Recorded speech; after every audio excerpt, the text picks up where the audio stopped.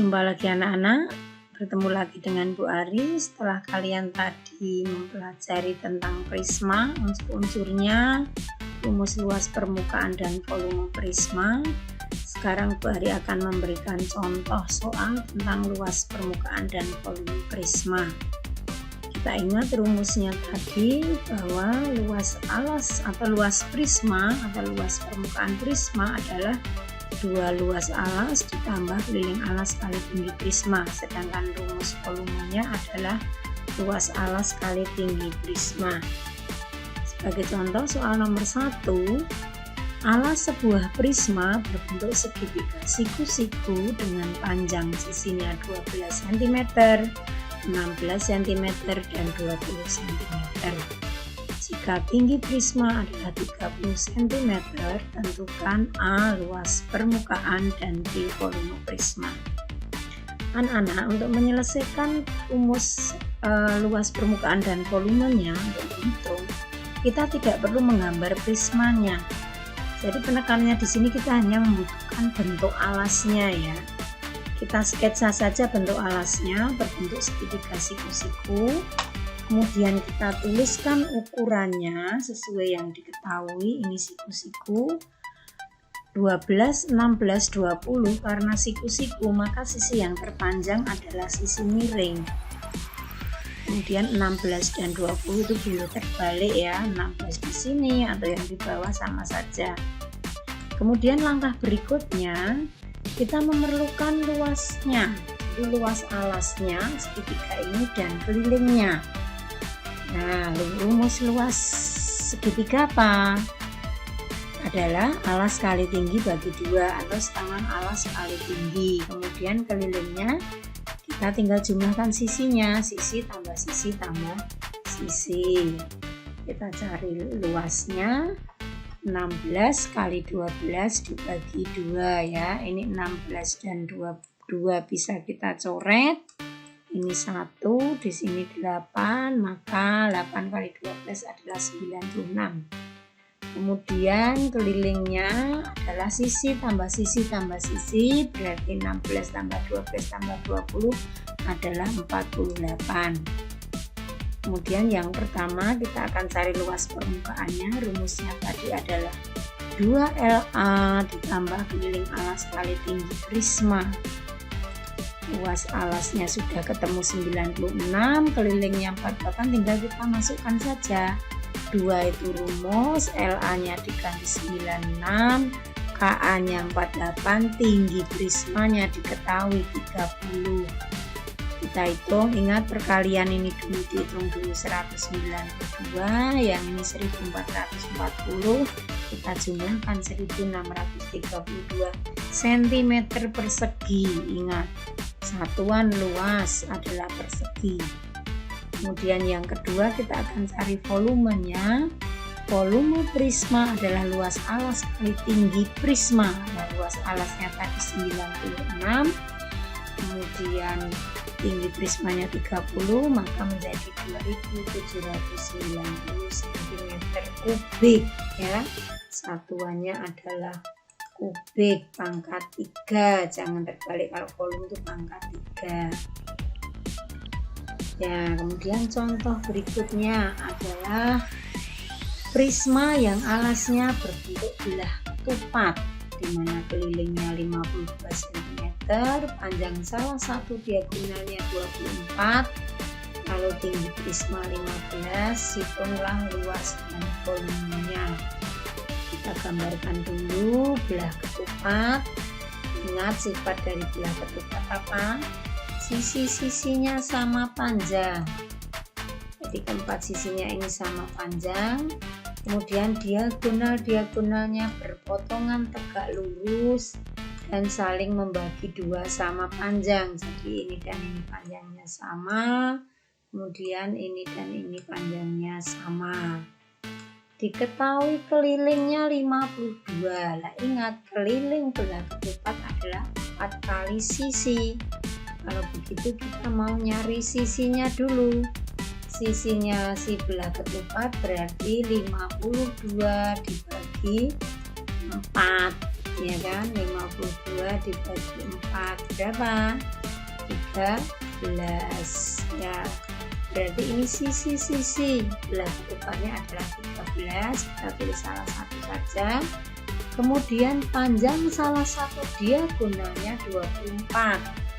24 itu berarti kan terbagi 2 menjadi 12 dan 12. Lalu apalagi yang perlu kita hitung? Ingat, luas belah ketupat apa? Diagonal kali diagonal bagi 2. Lah ini diagonalnya belum ada, berarti kita cari. Nah ini kalau dipotong seperempatnya ini dipotong itu kan berupa segitiga siku-siku. Ingat, kalau di sini 13, di sini 12, maka salah satu sisinya berapa ini? Bisa dihitung 113 kuadrat kurangi 12 kuadrat. Kalau kamu sudah hafal 13 12 itu adalah di sini berapa nak? Di sini adalah 5 ya, di sini adalah 5. Kalau di sini 5 maka di sini juga 5. Kalau begitu diagonalnya 10 dan 24. Sehingga luas alasnya 24 kali 10 dibagi 2. 24 dengan 2 ini bisa kita coret. Ini 12 kali 10 120. Lalu kelilingnya tadi kan 52 itu dipilih dari 13 kali 4. Kemudian luas permukaannya 2LA tambah keliling alas kali tinggi tinggi prismanya sudah diketahui 15 ya kan. Kita tinggal masukkan luas alasnya 120, kelilingnya 52, tinggi prismanya 15, 2 kali 120 240, 52 kali 15 780, kita jumlahkan 1020 cm persegi. Kemudian volumenya tinggal luas alas kali tinggi prisma 120 kali 15 1800 cm. Mudah ya. Oke, satu contoh lagi. Di sini ada apa ini? Ini prisma berbentuk apa? Ayo, ini prisma yang alasnya berbentuk trapesium. Bisa Bu? Ya, perhatikan. Prisma itu kan alas dan tutupnya konvergen. Nah, ini prismanya tidur ya ini ya. Nah, sisi-sisi tegaknya itu malah yang ini ya. Jadi bukan alasnya berbentuk persegi panjang, tapi alasnya prisma itu adalah trapesium siku-siku. Ini prismanya ditidurkan. Nah, untuk mencari luas permukaannya kita kan memerlukan luas alas dan keliling alas. Ingat, luas trapesium itu apa? Jumlah sisi sejajar kali tinggi dibagi 2. Lah sisi sejajarnya kan ini sama-sama 40. Berarti sisi sejajarnya 40 dan 1 meter. Ini kan senti. Nah, kita samakan saja. Ini kan berarti sama saja dengan 100 cm. Kemudian tingginya prisma sekalian ini 300 cm. Kita akan mencari luas permukaannya. Luas alas jadi 40 tambah 100 kali tingginya 80 ya. Oke.